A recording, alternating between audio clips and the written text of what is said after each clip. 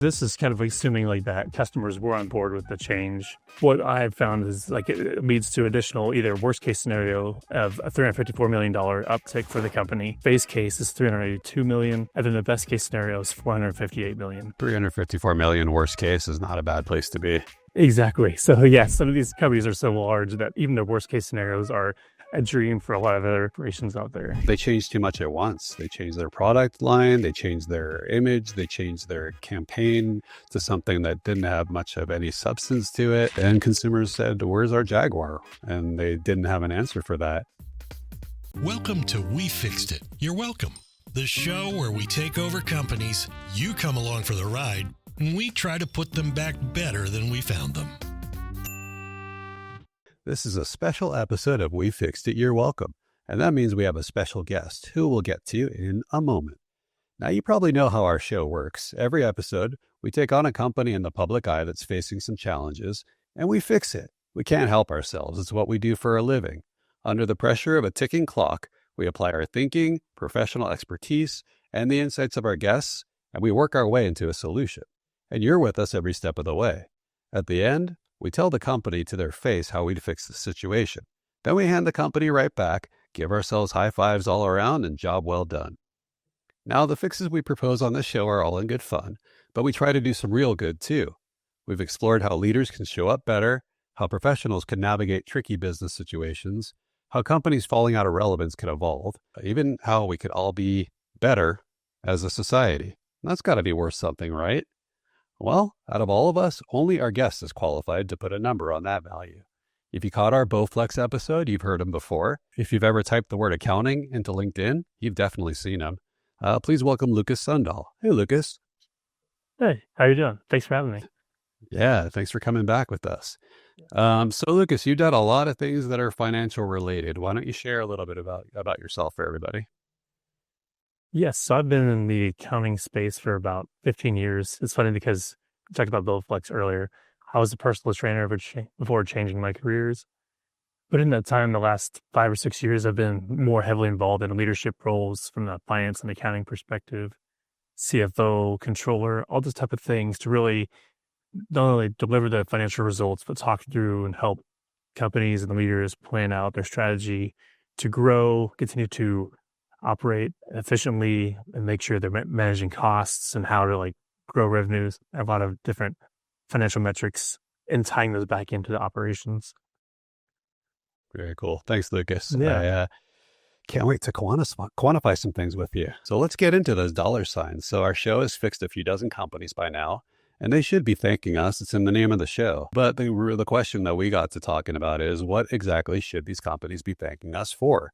What is the real, quote unquote, hypothetical value of our fixes? So you're going to walk us through some examples, right? Yes. Yeah, pick 3 examples from the episodes through this point in the show, and I'll talk through those next year. Okay, let's do it. All right. The floor is yours. All right. So the ones I picked for the viewers that are just listening to this, or the people listening to this, they won't have the visuals, but anyway, I'll talk through it. So the companies I picked for this example and these financial scenarios was Southwest Airlines, Party City, and Jaguar. So as we know, Party City does not exist anymore, but I still wanted to quantify what could have been had they maintained being in business and what that could have been like for not only the company itself, but also for consumers to still, if the company is still in existence. All right. So the first one is Southwest Airlines, a company that's well known for people traveling, well known, especially with their customers and their company, how it was run with the founder, very customer focused, and the experience trying to differentiate themselves from other airlines. And one of the things recently, as talked about in the show as well, was what happened with their wanting to charge fees for bags and kind of moving away and shifting from their thing that differentiated them from the other airlines. And so one of the things I did was taking notes from the show. I also brought in some financial analysis. So what we do a lot of times when we're building out projections for companies for the forward-looking, let's say 12, 18 months, is we build a base case that's the middle kind of the road where we expect things to be, like a worst case scenario, let's say sales tank, they go down like 10%, and then the best case. And so what this allows us to do is kind of really make a plan for things with sales revenue. If it goes up 10%, what are some things we can do operationally? Maybe you have more capital for capital expenditures, buying more equipment. And so that's what I kind of applied with the Southwest Airlines company first.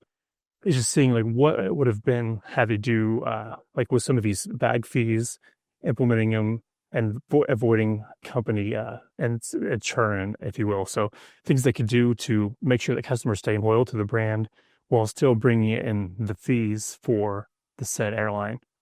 Yeah. So what I have on the visual here is talking about, so the bag fee, if they did the bag fees, it could bring in additional $350 million of revenue or EBIT. So for a quick aside, EBIT is earnings before interest and tax. It's a common metric for not only financial professionals, but business peers. They look at EBIT and EBITDA, numbers that kind of help them quantify how they're performing against other companies in the industry.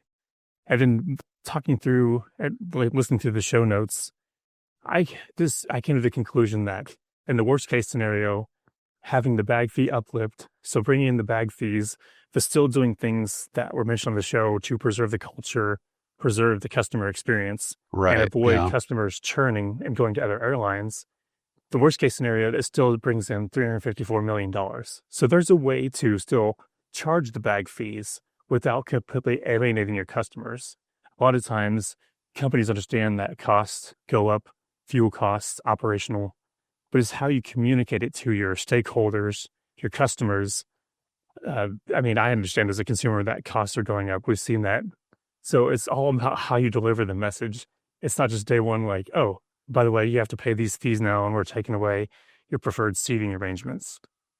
So with this, I have the worst case. Especially because that's what their brand was built on, right? Exactly. So yes. UMAX fly free, right? That was always part of their deal. So thank you for sharing this. Yeah. Yeah.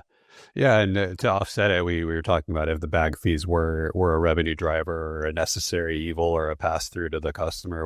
Lucas, you're right. We did find ways to offset that, at least from a messaging standpoint and a value standpoint, and say, well, here's all the reasons, the rationale behind it. So you're saying if consumers said yes to that and got on board, which we're seeing play out, yes, we're looking at numbers of what the implications could be. Yeah. So this is kind of assuming like that customers were on board with the change.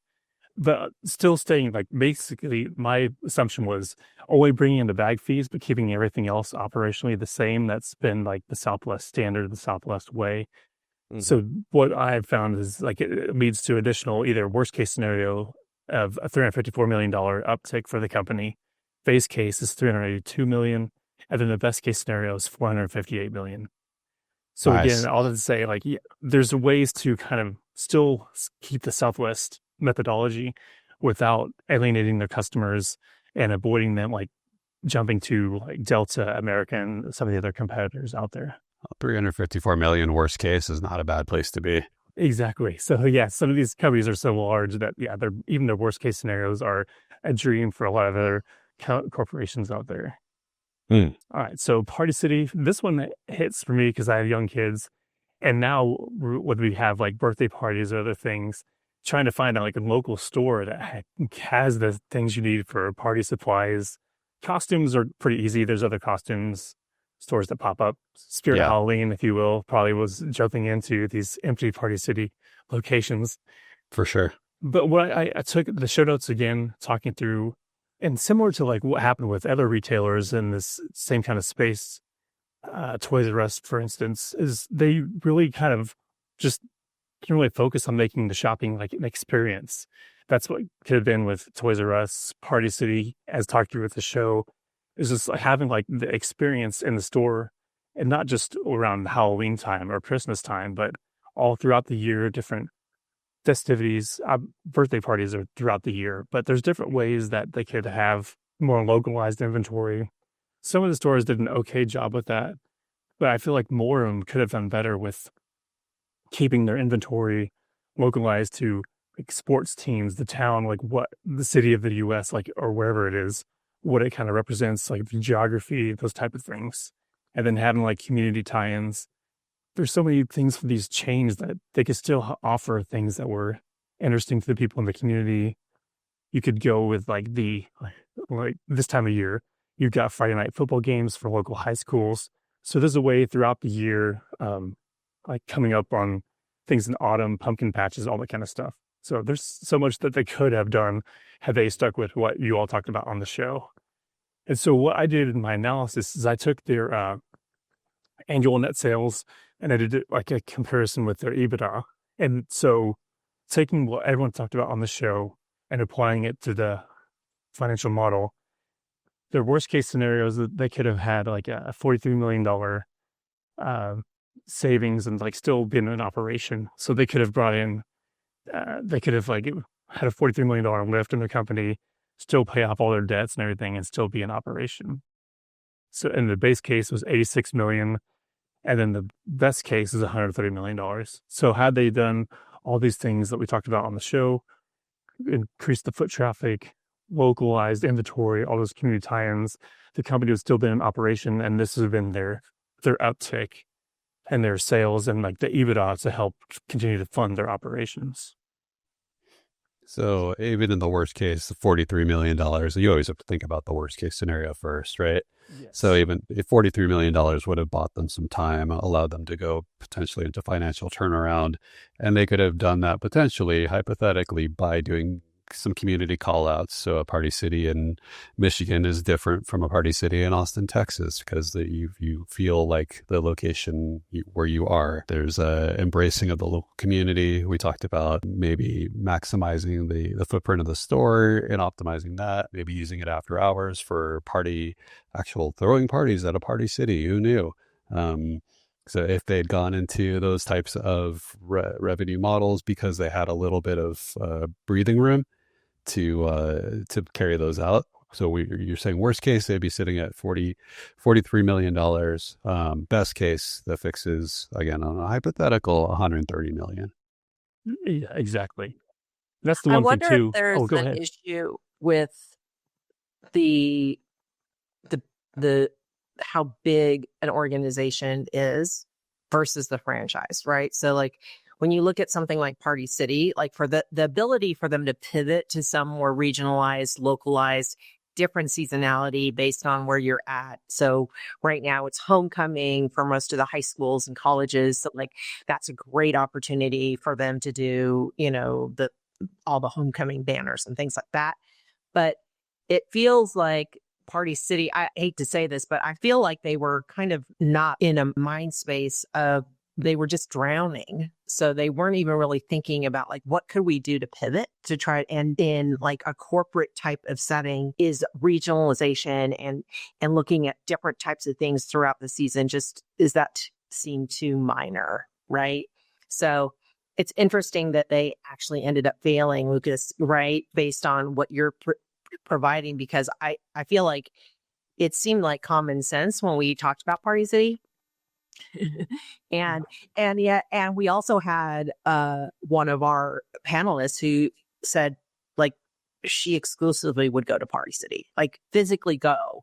So there definitely had a loyal customer base and foot traffic. It was just that the inventory within a Party City is so large, like every single color of paper plates and it's just, it was a lot. So, I appreciate seeing it with these hard numbers because it makes what we're doing seem more real. I know that we're espousing our opinions on what we think they can do to fix, but this has been really helpful to see it this way. Yeah, and another thing like I just think of also with Party City is Mylar balloons. Sometimes now, like where do you go now to get your like balloons inflated that you buy for a birthday party or any other activity or event that you have?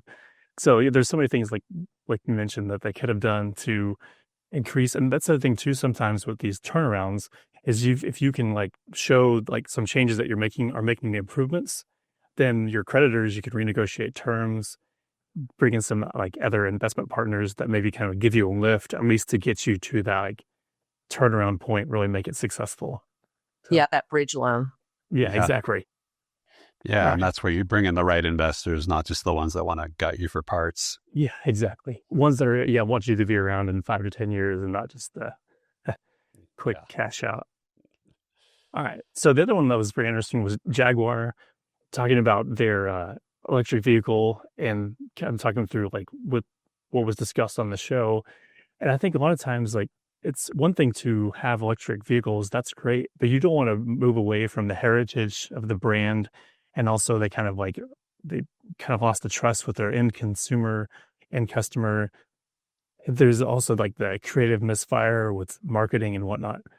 So I kind of took all that detail and I brought it into some of the sales analysis, and then also doing like different margin projections.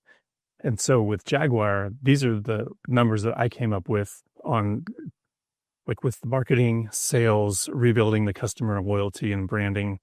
Is the worst case scenario, it still would have brought them $35 million. Best case, $91 million. Or base case, I'm sorry, 91 million. And then the best case scenario, 179 million. So again, not pocket change at all. With Jaguar, there's different ways to go about like what you do electric vehicles. But you can still tie to that racing heritage, those kind of things that the company is known for. And you can do different marketing, but you can change marketing a little bit, but you don't want to alienate your base customers. So that's the thing that you can kind of experiment, see what works.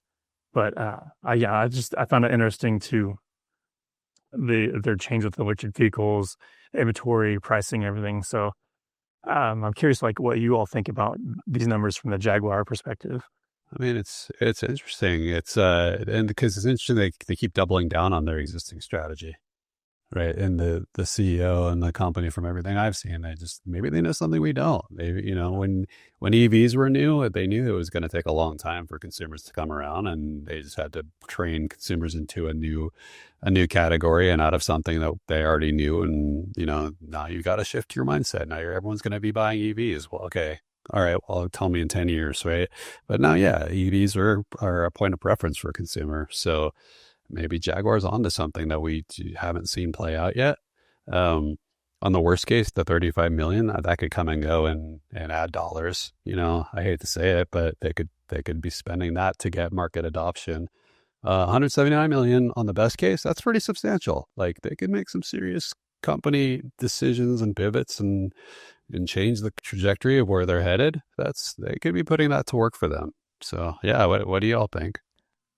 Yeah, Go ahead, Kadir. Well, just very briefly, I was going to say, I think the numbers, whether it's the worst case or the best case, for any of these examples is, speaks to the power of the pivot and knowing, like we've gotten a little bit too far down the pike and it's okay to turn.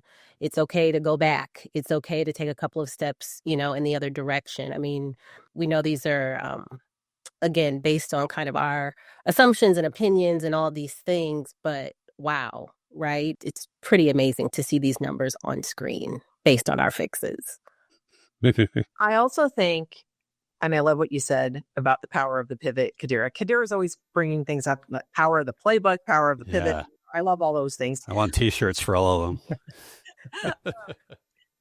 But I guess I question too, Aaron, if it's doubling down because they made a decision and that was the campaign they were going with versus listening and assessing and hearing and kind of being like, whoa, we're not getting the traction we thought we were going to get or the excitement and enthusiasm around EV vehicles and Jaguar. It seems like a perfect fit and it's not hitting, right? Right. And sometimes I feel like the folks at the table, and I think this is sometimes we direct, here on this podcast, we try to direct this to them, is listening, right? And actually assessing what's really going on. Because to me, base case scenario that Lukas has shared here, $91 million, that's great. That's fantastic.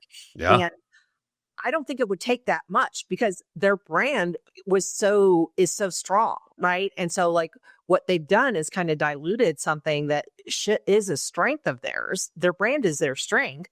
And you could make the EV sexy. You could make it powerful. You could make it all these things that they've kind of like said, oh, well, now we have an EV and it's not that different than, Tesla, whatever. And all the issues they have with these. So I guess I really feel like I wonder too, Erin, if it's not that they, think that their campaign is going to be great, but I think it's kind of just not having hubris, not understanding that, like, goodness, you kind of need to take the power in the pivot, right? Right. Right. Absolutely. You need to Yeah. like see what's going on and seeing the campaigns that are successful, like of the brands, like why is, so and so, why is Audi's working? I'm not saying it is, but let's just pretend, or whoever else, and do some like comparison assessment, right? And I mean, that's the customer's voice is very important, and so it feels very like they're being very deaf about it, and they're not really taking advantage of what they should be. Yeah. Well, and like so many others, that's what we called them out for. It's great, great brand, great company, heritage brand. They changed too much at once. They changed their product line. They changed their image. They changed their campaign to something that didn't have much of any substance to it. And consumers said, "Where's our Jaguar?" And they didn't have an answer for that, and they haven't come up with an answer for that. Now, it's pretty simple. We've seen other companies where they say, we sorry, we changed too fast. We did something you didn't like. We're back. And then the price, surge, they get the audience back and their sales surge. They haven't done that. And all they'd really have to do probably to get to the worst or maybe the base case is say, you know what, we're bringing back the Jaguar Classic. And you can have the Classic, you can have the Classic EV, and then we're going to do more experimental EVs or modern futuristic EVs. And those are going to be Jaguars too. They still have a chance to do that. People are still watching what they're doing. They're just not. And that's the baffling move about all this. No, I think it's a good point. And they said they can still make the change, make the turnaround, and like you said, come back to the customers and showcase like, hey, we made the change too fast. I think a lot of these companies too that made a huge jump to EVs, maybe made a jump too fast, but also could bring in more of the hybrids and still like, hey, like still got that Jaguar under the hood, but we also are like working on things to promote environmental consciousness and kind of meld it together. So there's so many different options, but yeah, that's why I like it. That's why I liked quantifying what you've all talked about, because you all had some great ideas, and it was fun to really put numbers to it and kind of see like what they could like have achieved, like using some of your feedback input. This is great. Well, thank you. Yeah, they still might. We'll see. But those are three great examples. And you looked at all of ours, right? Yeah. So I went through all of the episodes. I try to pick ones that I feel like were well-known brands, but also very relevant in the current, like, I think Party City just recently went out of business. Jaguar is it's a very hot topic right now. And then Southwest Airlines, that's so well-known. I mean, all the episodes are great, but I feel like these are three really well-known brands that have been in the news and very relevant recently. Nice. Thank you. Yeah. So, no, really, if you're listening, so it's the Jaguar episode, the Party City episode, and the Southwest episode are three to revisit, because you can put these back in context from what we had talked about initially. And I appreciate this because from a marketing perspective, of course, you get into financial modeling and projections and balance sheets and all those things. And sometimes you want to be shielded from it. You want to have a creative process, and you want to say, don't tell me the numbers. It's going to distract, and it's going to pull us off course, and we're going to wind up watering down what we set out to do. So don't tell me what, we'll all celebrate someday, but don't tell me the implications right now. So it really helps to bring this, this side of the equation into the table. I like it a lot. I think, of course I'm biased. I'm really, I came in for season 2, and I think the thing that separates us is exactly, Lucas, what you've been able to pull out, right? Is that we talk about the challenges, we talk about the issue, but our focus is on the solutions, right? And they are real, they're tangible, and you just showed they're quantifiable, right? So, I mean, that is just so amazing to see. Definitely for our listeners, if I was thinking about this the other day, that, sometimes when you're thinking about maybe engaging, and we all, of course, are out there working with clients and in different spaces, I would actually think about this podcast almost as like an intro session. You could pick up any one of our episodes and, listen to our approach, listen to some of our recommendations. And again, you can see that there's actually a real value here to what we're suggesting. So, again, I've got a little bit of bias there because, we're this panel of fixers, but, Lucas, you really have helped to kind of bring this home and like put a rubber stamp on how I've been thinking about it in the short time that I've been here, that like, this is real, right? Like, we're not just sitting around kind of dreaming about this. This is stuff that we do every day, and they're real world solutions. So thank you again. This was excellent to see. Yes, totally agree. And I also want to thank Aaron, because I think Aaron, one of the hallmarks of this podcast has been really focusing on a company or brand.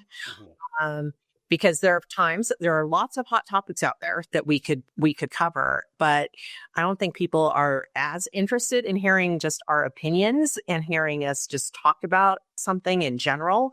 And when you actually talk about a specific company, like a Party City, like American Eagle, like Starbucks, that really kind of is much more specific in what the fixes could look like. Yeah. And I think it's really, to me, that's the feedback I've received from listeners and the audience has been, they've really enjoyed it being something that's more tangible than just commentary, which all of us have a lot of that too. We could do that too if we want. Yeah. No, thanks, Melissa. Yeah, we all have opinions and strong ones sometimes, right? But grounding it around a company, at least as a jumping off point, gets us talking and thinking about, not we're of course going to fix the company we set out to fix or the situation, but we get into other, pretty weighty topics along the way too. Yeah. Yep. Thank you. Yeah. No, thank you. All right. Well, that's going to do it for a very valuable episode of We Fixed It. You're welcome. Lucas, great to see you again. And I always appreciate how generous you are in sharing your financial tips and insights online. And you actually make sense out of complicated principles, which is something we try to do here too. If our listeners want to keep up with you, how do they find you?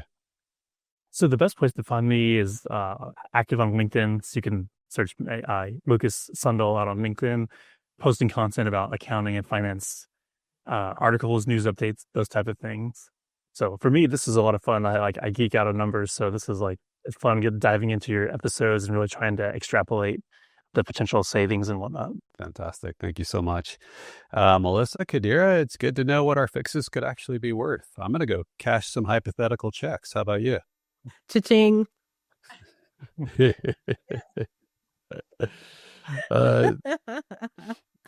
To our listeners, our fixaholics, as always, thanks for listening, and we'll see you next time. We hope you enjoyed this episode of We Fixed It, You're Welcome. We go into every episode somewhat cold, and nothing we say should be construed as legal advice, financial advice, or anything that would get us in trouble. All trademarks, IP, and brand elements remain property of their respective owners.